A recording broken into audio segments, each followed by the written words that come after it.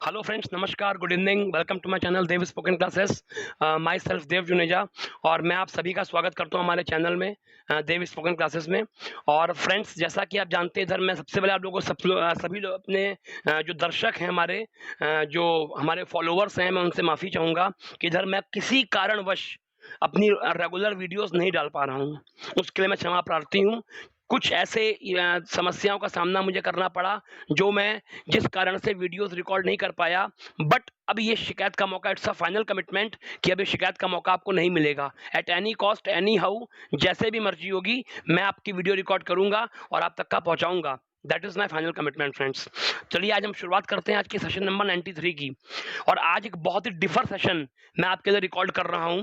जब आप इसको लास्ट तक का देखेंगे तो खुद आप जान जाएंगे कि ये सेशन वाकई में अब तक का सेशन जो आपने देखे हैं, सेशन 92 तक का देखे हैं आपने, उससे बहुत डिफर है। क्योंकि आज मैं आपसे वोकैबुलरी के ऊपर बात करने वाला हूं। ना तो आज कोई सेशन है, ना तो आज कोई चैप्टर है। आज मैं आपसे वोकैबुलरी, डायलॉग्स, प्रोवर्ब्स, कहावतें जो बड़े बुजुर्गों ने कही हैं। ऐसा कहा जाता है फ्रेंड्स कि जो कहावतें बुजुर्गों ने कही हैं, वो कहावतें सच्ची होती हैं। अगर वो कहावतें लिखी गई हैं या बोली गई हैं, तो वो कहावतों में सच्चाई होती है। और ये मैंने एक्सपीरियंस भी किया है। आज मैं उन्हीं के ऊपर ऐसी 5 कहावतें, 5 प्रोवर्ब्स मैं आपके लिए लेकर के आया हूँ, जिनके ऊपर मैं आपसे बात करने वाला हूँ। It's a very interesting chapter. इस वीडियो को लास्ट तक का ज़रूर देखिएगा, बीच में ब्रेक मत करिएगा। अगर मेरी इस वीडियो को आपने बीच में ब्रेक किया, तो अब तक का मेरे ख्याल से वीडियो 2 मिनट के आसपास की हो चुकी है। आपने अपनी लाइफ के 2 मिनट वेस्ट कर दिए हैं।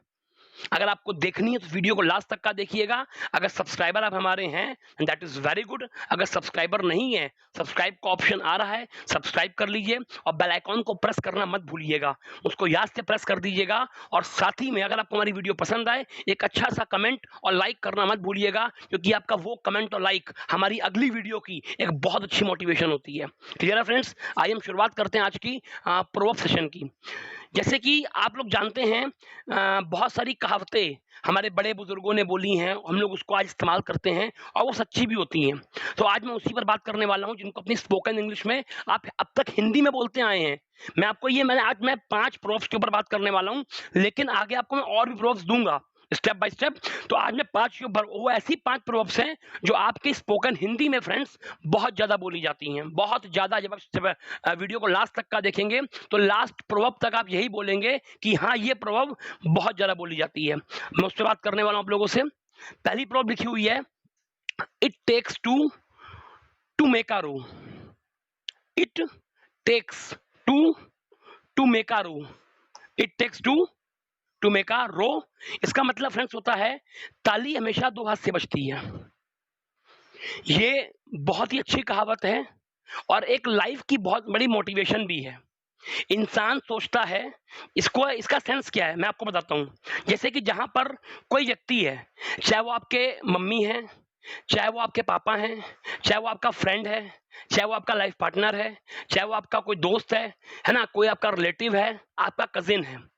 हम सोचते हैं कि हमें सामने वाले से एक्सपेक्टेशन है, उम्मीद है, तो वो हमारी सब उम्मीदों को पूरा करे। और हम ये सोचते नहीं है कि उसके दिल में भी या उसके अंदर भी हमारे से कुछ उम्मीदों की भावनाएं हैं। हम उससे एक्सपेक्ट करते हैं कि वो हमारी इच्छाओं को पूरा करता जाए, करता जाए, करता जाए, करता जाए, और हम कभी उसकी उम्मीदों के बारे में सोचते नहीं है। तो वहां पर जो एक गैप मेंटेन होता है, वहां पर यह कहावत लागू होती है कि ताली हमेशा 2 हाथ से बजती है। आवाज जो आती है, ये देख रहे हैं आप, ये सिर्फ जब तक 2 हाथ आपस में मिलेंगे नहीं, तब तक ये आवाज नहीं आएगी। मतलब कहने का ये है कि अगर आप किसी व्यक्ति से अपनी एक्सपेक्टेशन को पूरा करने की उम्मीद कर रहे हैं, अपनी उम्मीदों को पूरा करने की उम्मीद कर रहे हैं, तो आपको सामने वाले की उम्मीदों का भी ख्याल करना पड़ेगा। अगर आप सोचते हैं कि अपनी उम्मीदों को पूरा करवा लें और सामने वाले को मतलब नहीं है, तो आप बहुत बड़े मूर्ख इंसान हैं और जिंदगी के असफल व्यक्ति अगर आज आप नहीं हैं, तो भविष्य में आपकी असफलता को कोई भी रोक नहीं पाएगा, चाहे वो भगवान ही क्यों ना हो।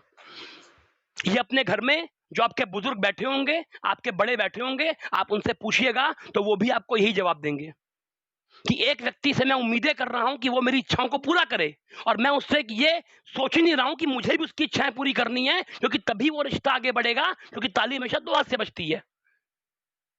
तो यहीं पर ये कहावत आती है, it takes two to make a row. ताली हमेशा दो हाथ से बचती है। क्लियर है फ्रेंड्स? तो आप कभी भी जब हिंदी की बात आएगी तो वहां पर आप इंग्लिश में बोल सकते हैं it takes two make a row. Clear है? नेक्स्ट आपकी प्रॉवर्ब है when you go to Rome do as Romans do, जैसा देश वैसा भेष।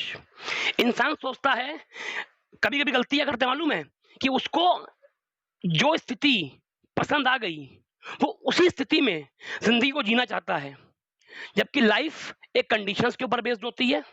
स्थितियां बदलती रहती हैं, स्थितियां आज कुछ और हैं और स्थितियां कल कुछ और हो सकती हैं या होंगी, और ऐसा होता भी है।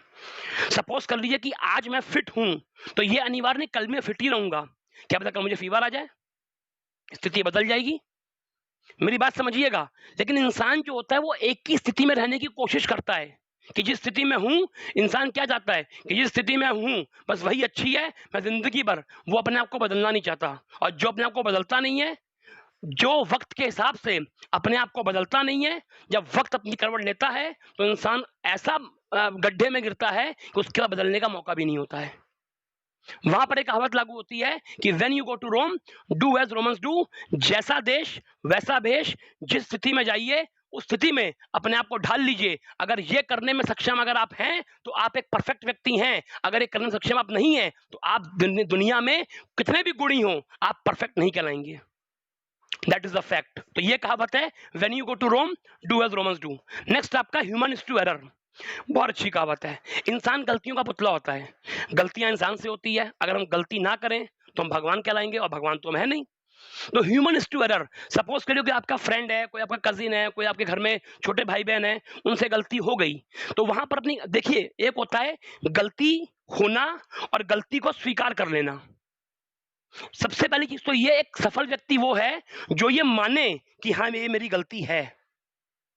जो अपनी गलती मानने को तैयार ही नहीं है वो ताड़ का पेड़ है, वो एक दिन गिरेगा ही गिरेगा। जिसके अंदर अपनी गलती को, सपोज कर लीजिए एग्जाम्पल, मैं उदाहरण दे रहा हूं, आज से लगभग 2 साल पहले की बात है। ये घटना मेरे साथ में हुई। बरसात का मौसम था, बरसात का मौसम था और मैं अपनी कार से जा रहा था। बारिश बहुत हो रही थी और रोड के ऊपर पानी भरा हुआ था। बहुत ध्यान दीजिएगा मेरी बात के ऊपर। पानी भरा हुआ था और पास से एक बुजुर्ग व्यक्ति मोटरसाइकिल पे जा रहे थे।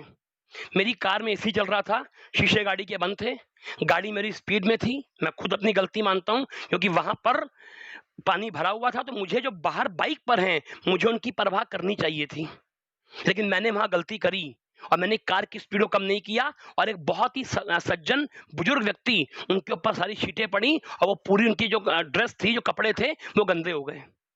जब तक मैं शीशा उतार के उनको सॉरी बोलता तब तक वो कुछ बुड़बुड़ाते बुड़ाते आगे निकल गए। वो मुझे मुझे मुझे उन्होंने अब्यूज भी किया होगा, शायद गाली भी दी होगी मेरे को, हो सकता है। और उनका गाली देना बिल्कुल जायज था क्योंकि वहां मेरी गलती थी।